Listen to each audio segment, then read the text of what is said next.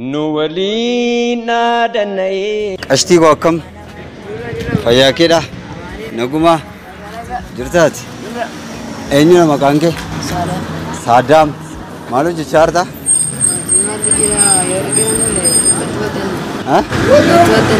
si wajjin ooluun barbaade wajjin oolta sitti tola ayyee kottu kan deemna Nuwali naadanaye. والمليس مال كمنري والمليس مال كمنري إمي مان تروبان إجاكي يلچو يا واقنوف تاسيسي گويا كنغمچو kunce muka toko kunce biranta to nuto fonin toko fonfo walinyatu yo falatan namakuke bali dambi namankuku sirrafa ya dambiku Yo alagaan na makufe, lamino fi na mankufu, sinabwaya ya lamiko. Silana kung kenyati dalanamati isanis Arab jarangante adafaba dabanis Adafaba dabonsani kodara biti Daiman kana gargarun kodala miti Ilmi nama daggala turebulet dabala Ilmi nama daggala turebulet dabala Ilmi nama daggala turebulet dabala Ilmi nama malu daggala turebulet dabala Ashama akkam jirtu kabajamtoota daawwattoota YouTube asee promoterii kun YouTube asee promoteriiti guyyaa har'aa kan nuti argamu studio walaabuu kana keessatti egaa studio kana keessatti muuziqaa fi hojiilee aartii adda addaa kan keessatti hojjetamu yeroo ta'u namni ogummaa aartii kamirratti hundaa'ee jiru yookiin immoo irratti hirmaatee jiru yookiin ittiin hojjechaa jiru kamiyyuu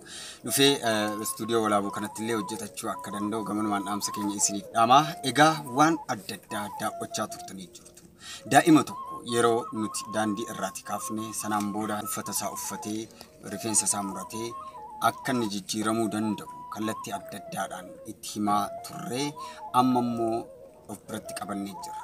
Daa'imni sila isin ilaalaa turtan kun eenyu? Akkam fayyaa keetii? Nagumaa? Maqaan kee eenyu? Saddam. Saddam eessaatiidha kan dhufte? Magaalaa Dambidolloo okay yeroo sila daandii irraati si fuune daandii irra taa'aa turte mee akkati daandiitti baatuuf kan si godhe maalinni Rakkoo maatirraa kan wal qabateedha. Maatiin kee maal ta'an hin jiranii? Jiru garuu hojjetanii yaasaanis. Okay rakkinuma adda addaatu isaan mudate atis immoo rakkoo maatii sana arguu irra jettee ba'een of danda'a jettee baate garuu akkanatti himtetti ati umrii daa'imummaa keetiin kan bakkeetti baate umrii waggaa meeqamee daandii irra jiraachuu kan jalqabde maatii kee irraa kan adda baate Waggaa 4 gambeet. waggaa 4 kaaste amma umriin kee waggaa meeqa Waggaa 13. waggaa 13 waggaa 9 guutuu maatii kee hin argin jirtaa jechuudha armee kees abbee kees hin argin jirta jiraachuu isaanii quba qabdaa jiru isaanii injiranii isaanii dhageessee hin beektu Nama gaafate sun qabu. namootni ati irraati hubachuu dandeessanis hin jiru jechuudha. Egaa waggaa 9 guutuudha daa'imni kun haadhaaf abbaa isaa irraati adda ba'ee hanga ammaa jiraaf hin jiranii isaanii illee otoo adda hin baasin kan inni jiraachaa jiru jechuudha. Egaa asumarraan maatii isaallee kan beektan lakkoofsa bilbila keenyaa as jalatti argamuun nu beeksisuu kan dandeessan ta'uu gamanumaan isiniif ibsa. Ganamaatii kaasnee waliin laaqana gaarii nyaannee dabarsinee uffannaa kee akkasumas illee kophee kana fakkaatu uffattee akkati deebitee gara hojiitti galuu akka dandeessuuf kan si kakaasaa turre ani asee promootariidha akkasumas illee hiriyaan koo Amoosaa kaameeraa kana waraabuudhaan na fuuldura jiru kun waliin turre kan nuti goone kan ammoo namootatu kallattii adda addaadhaan ergaa kana ittiin naaf ga'a jedhanii namoota lama akka hojiitti galchinuuf kan nuuf erganidha.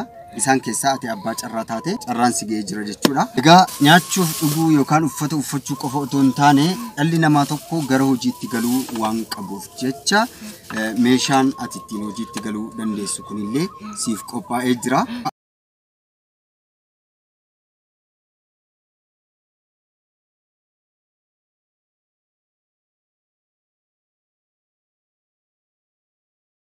Egaa baasii kana hunda kan siif godhan obboleettii keenya Silannaat jedhamtu biyya alaa yookaan biyya Arabaa jiraattu akkasumas immoo obboleettii keenya Kaasach Ayyalee jedhamtu biyya Ameerikaa irra kan jiraattu jechuudha. Mee isaaniin maal jettaan bakka jiranitti isaaniin nuuf eebbisiin.